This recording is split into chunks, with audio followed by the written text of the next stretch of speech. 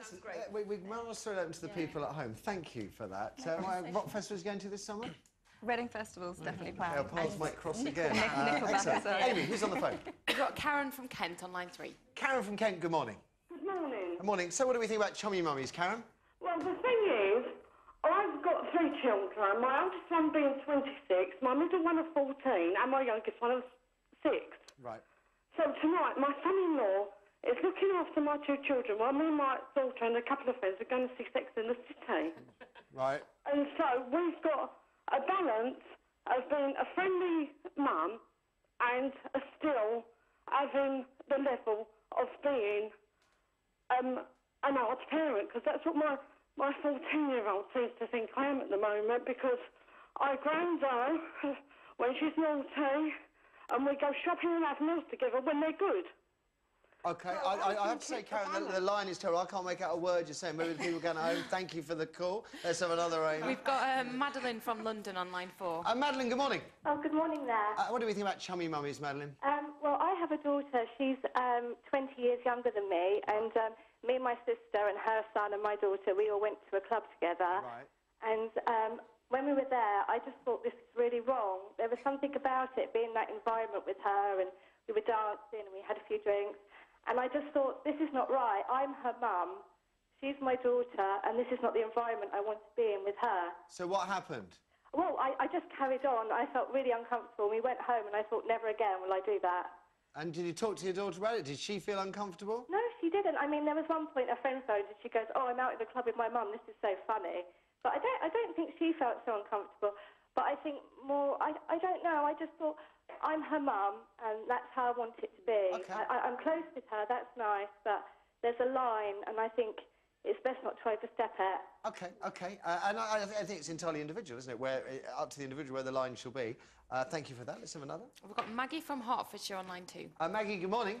Good morning. Good morning. What do you think, Maggie? Well, I'm really fed up of Chummy Mummies because I've got 3 children, and yes, I'll take them off to the rugby match and I'll take them to what is age appropriate that I see that you should do with your children. But I don't want to go down a nightclub with them and things like that, because at the end of the day, I'm the person who sets their moral standards, I set who they are, and they... How old are your kids, Maggie? How old are yours? I've got twins of 9 and a boy of 12. OK, I mean, they're a way away from going clubbing just yet. Maybe by the time you've set all these moral standards for them, by the time they're 16, 17, they will be ready to go clubbing with you. Unfortunately, unfortunately, I won't be here then because I'm terminally ill, and this is why I've set these standards. OK. Because I have got to do that before I leave. I hear you, I hear you. And therefore, I cannot be a chummy mummy. I've got to be a proper mum. OK, well, Maggie, if my boundaries and everything are in place for them. If you had more time, do you think... they'll be when they grow up. If you had more time, Maggie, do you think you would change your mind, that you would like to eventually do what Sylvana does? No, because my parents didn't do it with me, and I had full respect for my parents. We did the right things together, like, you know, go to a football match and stuff like that. But, you know, they had they had a great relationship, and I had a fantastic relationship with my parents.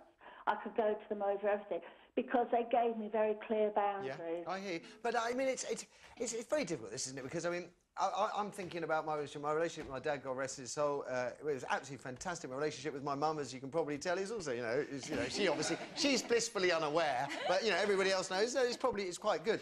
We never went to Rock Festival again, and I did have this rebellious urge, and I wouldn't be the person I was if I hadn't had the opportunity to kick against them.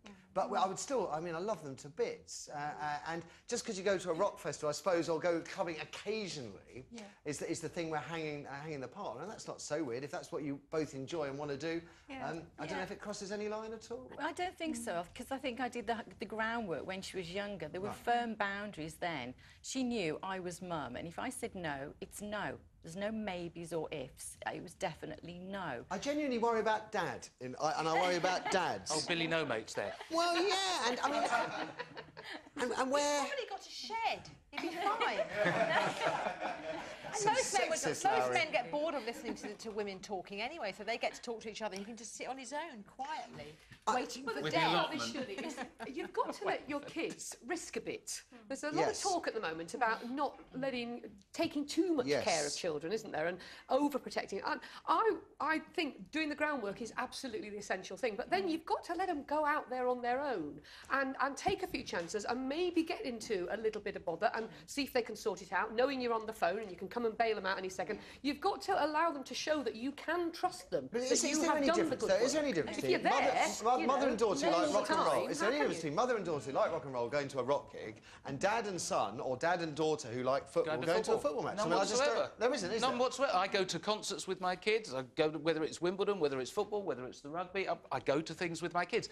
Where the line crosses for me, and it's a personal thing, is I wouldn't go out with James or Emily when they hit a certain age on a date.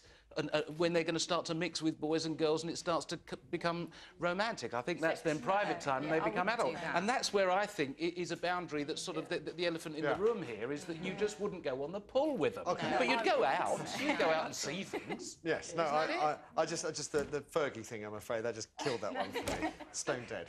Listen, we've got to take a break. Before we do, a big thank you to Silvana and Sian for joining us this morning. Have a great time at Red Rock Festival. Thank you both very much.